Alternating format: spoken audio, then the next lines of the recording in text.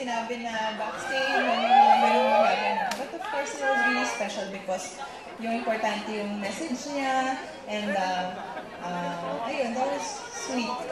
Congratulations on your new show with Ate Marian, and I'm sure it's gonna be a big hit, and sana mas marami ka pang malalaking projects na dumating, and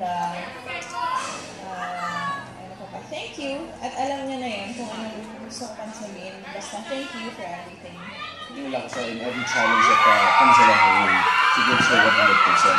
Siyempre, kaakibat yung pagbigay ng 100% ngayon, siyempre, ang risks of danger. So, sa akin lang, I hope that in everything that she does, she will take extra caution. So, sobrang bilib na bilib ako sa kanya. So, congratulations to Marian and Chart sa Extra Challenge. Alam kong magiging kakaibang paghahandog na naman kung ibibigay ninyo. So, good luck sa inyo. Ang sweet naman. O sige guys, maikling message sa inyong mga what's sweet.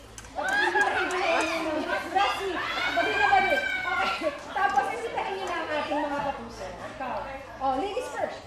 Ayan, syempre si Dong kasi ang talagang sobrang sweet. Thank you, Dad!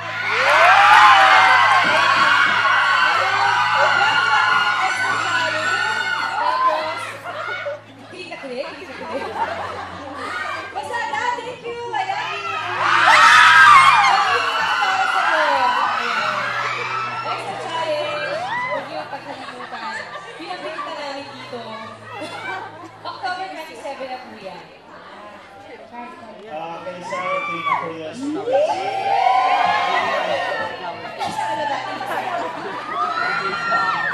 Ayun, extra challenge sa October 27 na.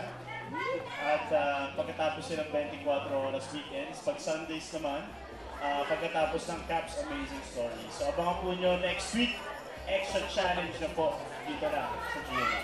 Ayun! Thank you very much!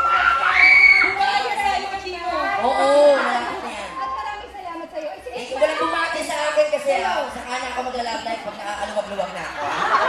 Pasensya na kayo, next time yung bati lang. Thank you very much, guys. Extra challenge.